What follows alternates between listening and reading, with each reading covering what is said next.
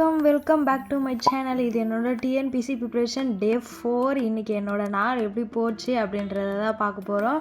மறக்காமல் லைக் பண்ணிவிட்டு பாருங்கள். நிறைய பேர் லைக் பண்ண மாட்டேங்க. லைக் பண்ணிங்கன்னா நம்மள மாதிரி டிஎன்பிசி படிக்கிற இல்லை வேறு ஏதாவது காம்படிட்டிவ் எக்ஸாம் படிக்கிற யாருக்காச்சும் என்னோடய வீடியோ போய் சேரும். மேபி அவங்களுக்கு என்னோடய வீடியோ ஒரு சின்ன மோட்டிவேஷனலாக இருந்தாலும் அது எனக்கு ரொம்ப சந்தோஷமாக இருக்கும். அதனால் மறக்காமல் லைக் பண்ணிவிட்டு பாருங்கள்.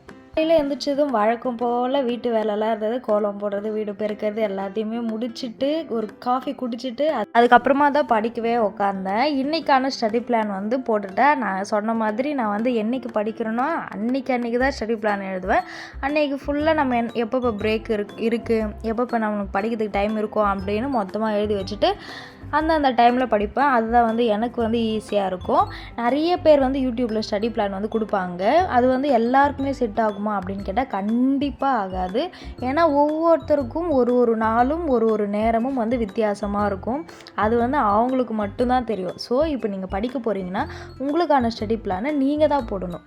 எந்தெந்த நேரத்தில் நமக்கு ஃப்ரீயாக இருப்போம், எந்த நேரத்தில் நம்மளுக்கு வேலை இருக்கும், அப்படி எல்லாமே பார்த்து அதுக்கேற்ற மாதிரி ஸ்டடி பிளான் போட்டு படிங்க. இன்றைக்கி காலையிலேயே நான் பாலிட்டி தான் படிக்க ஆரம்பித்தேன். பாலிட்டியில் என்ன டாபிக் படித்தேன்னா பகுதிகள் இருக்குல்ல, அதுதான் ஃபுல்லாகவே படித்தேன். முன்னாடி அட்டவணை அதெல்லாம் படித்தேன். ஸோ இன்றைக்கி நம்ம பகுதிகள் முடிச்சுடுவோம் ஃபுல்லாக அப்படின்னு சொல்லிட்டு அதை படிக்க ஆரம்பிச்சிட்டேன். ஃபுல்லாக படித்து முடிச்சுட்டேன். இன்றைக்கி படிச்சுட்டு திரும்பவும் ஈவினிங் போல் ஒரு ரிவிஷனும் பண்ணிட்டேன். டிஎன்பிசி படிக்கிற எல்லாருக்குமே ஒரு கனவு இருக்கும் இல்லையா, என்ன பொசிஷனுக்கு போய் நம்ம உட்காரணும் அப்படின்றது. அதை கண்டிப்பாக நம்ம கமெண்ட் பண்ணுங்கள், நானும் தெரிஞ்சுக்கிறேன். என்னுடைய கனவு என்ன அப்படின்னா டெப்யூட்டி கலெக்டர் ஆகணும் அப்படின்றது தான். பார்ப்போம், கண்டிப்பாக நடக்கும் அப்படின்ற நம்பிக்கையோடவே படிக்கணும். அதுதான் ரொம்ப முக்கியம். ஏன்னா நம்பிக்கை அதானே எல்லாம். என்னுடைய ஃபஸ்ட் டே விலாகில் நிறைய பேர் கமெண்ட் பண்ணியிருந்தீங்க. அதில் என்ன கமெண்ட் இருந்துச்சுன்னா என்ன டாபிக் படிக்கிறீங்க அப்படின்றதையும் சொல்லுங்கள் அப்படின்ற மாதிரி சொல்லியிருந்தீங்க. கண்டிப்பாக நான் இதுக்கப்புறம் சொல்கிறேன்.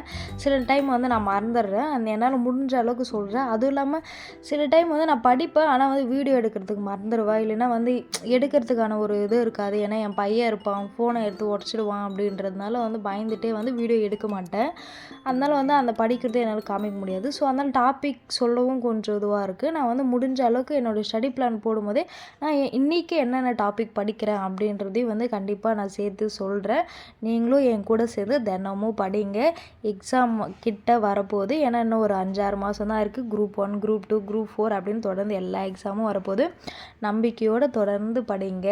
கண்டிப்பாக நம்ம ஜெயிச்சு ஒரு நல்ல நிலைமையில் போய் உட்காருவோம் அப்படின்ற ஒரு நம்பிக்கையோடவே போவோம். காலையிலே டிஃபன் சாப்பிட்டாச்சு. சாப்பிடும் போதே கரண்ட் அஃபேர்ஸ் பார்த்துட்டு என் பையனுக்கும் ஊட்டி ஸ்கூலுக்கு அனுப்பி விட்டுட்டேன். அதுக்கப்புறம் அப்படியே படிக்கவே தோணல. ஒரு மாதிரி லேசியாக இருந்தது. அப்படியே சீரியல்லாம் பார்த்துட்டு அப்படியே நாளே போயிடுச்சு. சாயந்தரமாக சந்தை கடைக்கு போனோம். அங்கே போயிட்டு வீட்டுக்கு தேவையான பொருள்லாம் வாங்க வேண்டியது இருந்தது. அதெல்லாம் வாங்கிட்டு அன்றைக்கி நாளே முடிஞ்சிடுச்சு. கண்டிப்பாக என்னோடய வீடியோ உங்களுக்கு பிடிச்சிருக்கும் நான் நம்புகிறேன். பிடிச்சிருந்தா மறக்காமல் லைக் பண்ணிவிட்டு சப்ஸ்கிரைப் பண்ணுங்கள். நாளைக்கு பார்க்கலாம். பாய்.